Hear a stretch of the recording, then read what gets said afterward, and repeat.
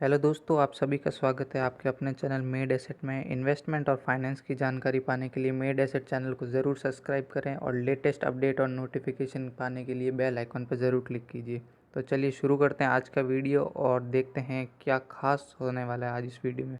आज हम लोग बात करने वाले एवरग्रीन टॉपिक डी लिस्टिंग के बारे में। डी लिस्टिंग की अगर बात करें तो सिंपल सा मतलब निकलता है, दो वर्ड्स का मिलकर ही एक डी लिस्टिंग बनता है। डी प्लस लिस्ट मतलब कोई भी चीज़ जो है उसको रिमूव करना है एक जगह से, डी लिस्ट करना। अब यहाँ पे अगर बात हो रही है स्टॉक मार्केट की, तो यहाँ हम देखते हैं कोई भी कंपनी है, ठीक है, तो उसको पहले वो स्टॉक एक्सचेंज पे जो ट्रेड करी, एग्जांपल के साथ समझते हैं। यहाँ पे ये जो कंपनी दी हुई ABC डॉट लिमिटेड, ये यहाँ पे क्या इस स्टॉक एक्सचेंज पे या तो NSE या BSE किसी के ऊपर भी पहले यहाँ पे क्या कर रही है, ट्रेड कर रही है। ट्रेड का मतलब यहाँ पे इसकी वॉल्यूम है, कुछ शेयर्स है, वो इसका कोई खरीद रहा है, कोई बेच रहा है, बाय सेलिंग हो रही है। लेकिन कुछ रीजंस या कुछ चीज़ों के कारण वो वहाँ से अगर हट जा रही है, तो अगर उसको वहाँ से रिमूव कर रहे हैं या वो खुद वॉलेंटरली रिमूव हो रही है, तो उसका मतलब होता है डीलिस्टिंग। ठीक है दोस्तों, तो ये एक ऐसा टॉपिक है जिसको आपको बेसिक के साथ समझना पड़ेगा। अब ये डीलिस्टिंग तो आपको समझ आ गई, तो अब ये क्यों होती है इसका एक आपको मेजर रीज़न समझना पड़ेगा। तो चलिए अब हम समझते हैं डीलिस्टिंग क्यों होती है। हम बात करें कि कंपनी जो है वो स्टॉक एक्सचेंज से डीलिस्ट क्यों होती है। तो डीलिस्टिंग के लिए जो मेजर दो रीज़न है, या तो कंपनी क्या करेगी, एक्सपांड करेगी, या कंपनी खुद को रीस्ट्रक्चर करेगी। अब कंपनी एक्सपांड कब करती है, जब उसके पास बहुत अच्छा प्रॉफिट है। फॉर एग्जांपल जो हमने लास्ट स्लाइड के अंदर देखा था, ABC डॉट लिमिटेड कंपनी जो सिर्फ अपने बिजनेस इंडिया के अंदर रन करती है और वो आगे बढ़ना चाहती है, तो वो दूसरी XYZ कोई भी कंपनी के अंदर वो अपने बिजनेस को सेटअप करना चाहेगी। तो यहाँ से वो पहले अपने देखेगी प्रमोटर्स के पास कितना स्टेक है, तो वो सबसे पहले अपने प्रमोटर्स का जो स्टेक है वो जनरली क्या होता है, वो बढ़ाना चाहेगी। ठीक है, उसके बाद में वो क्या करेगी, खुद कंपनी का एक्सपांशन करेगी। एक तो ये रीज़न हो सकता है। दूसरा जो मेजर रीज़न है, कंपनी थोड़ा बहुत, ये पॉजिटिव था एक्सपांशन, रीस्ट्रक्चर के लिए थोड़ा सा नेगेटिव हो सकता है। जैसे कोई कंपनी है उसमें थोड़ी गड़बड़ है और वो अपने जो ऑपरेशन है वो ढंग से नहीं कर पा रही है, तो उसके लिए कंपनी क्या करेगी, खुद के जो पूरा मॉडल होगा, बिजनेस मॉडल, उसको रीस्ट्रक्चर करेगी।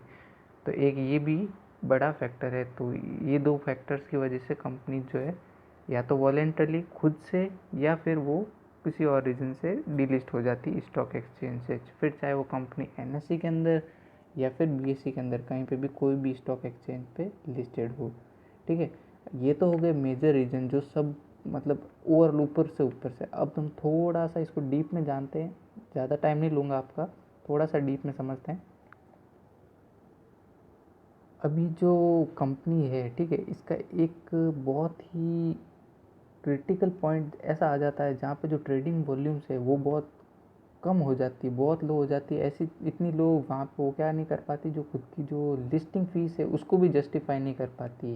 तब वो क्या होती है, कंपनी डीलिस्ट हो जाती है। या फिर जो कंपनी है वो पूरी बैंकरप्सी फाइल कर देती है कि हमारे पास तो पैसा ही नहीं है। ठीक है, तो खुद को जब वो बैंकरप्सी फाइल कर देती है तो एक उस वजह से भी डीलिस्ट हो जाती है। और कुछ कंपनीज जो होती है वो क्या करती है, जो भी रेगुलेशन है उसका वायलेशन करने स्टार्ट कर देती है। वायलेशन ऑफ करती है ना जब रेगुलेशंस का, तो मतलब जैसे सेबी है, सेबी ने कोई रूल्स एंड रेगुलेशन बनाए, उनको अगर ये फॉलो नहीं करती है, ठीक है, कोई भी कंपनी, तो उसको क्या कर दिया जाता है, डी लिस्ट। ठीक है, अब अगर अब बात करें अगला कोई पॉइंट है, तो वो है कंपनी प्राइवेट होना चाहती है कुछ, जैसे भी मैं आपको पहले बताया था एक्सपांशन वाला। तो एक्सपांशन के टाइम में कंपनी खुद को क्या करती है, प्राइवेट करती है और प्रमोटर्स का स्टेक बढ़ा देती है। ठीक है, अगला जो पॉइंट है वो आ जाता है कि जो कंपनी के जो फाइनेंशियल स्टैंडर्ड्स है, फॉर एग्जांपल जो भी कंपनी के पास जो शेयर प्राइस है या फिर फाइनेंशियल रेशियो है या फिर जो सेल्स लेवल है, ठीक है, ये क्या जो होते हैं, बहुत एक मिनिमम जो भी फाइनेंशियल एक स्टैंडर्ड होता है ना, कि एक कंपनी के पास मिनिमम 10 रुपये का बजट होना चाहिए या फिर 10 रुपये का शेयर प्राइस मिनिमम होना चाहिए, लेकिन वो उससे भी नीचे चला गया, एक एग्जांपल के लिए 10 रुपये लिया हमने, अगर उससे भी नीचे चला गया तो फिर जो क्या होता है, कंपनी के जो फाइनेंशियल स्टैंडर्ड होते हैं उससे अगर बिलो जाती है तो उसको सेबी जो है वहाँ से डिलिस्ट कर देता है या फिर एक्सचेंज जो है वहाँ से डीलिस्ट कर देता है। ठीक है, अब एक दूसरी एक और बात आती है कि जो कंपनी है वो क्या नहीं कर पाती है, जो लिस्टिंग की रिक्वायरमेंट है अगर हम बात कर रहे हैं शेयर प्राइस, फाइनेंशियल रेशियोज या सेल्स लेवल, इनके अलावा भी बहुत सारी रिक्वायरमेंट्स होती है हर एक्सचेंज की। अगर वो लिस्टिंग रिक्वायरमेंट भी अगर पूरी नहीं कर पाती है कंपनी, तो इसके लिए उनको क्या कर दिया जाता है, डी लिस्ट कर दिया जाता है। और फिर जब लास्ट में कंपनी जो है वो हो जाती है डी लिस्ट, तो वहाँ पे आपको फिर थोड़ी सी दिक्कत आती है।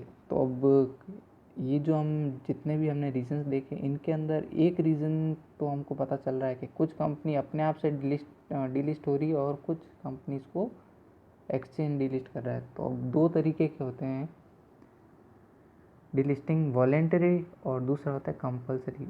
वॉलेंटरी तो आप जैसे देख लिया होगा, जो कंपनी है या तो वो अपना एक्सपांशन कर रही है या कुछ भी मतलब खुद के पास अगर अपने मन से कर रही है तो वो होती वॉलेंटरी।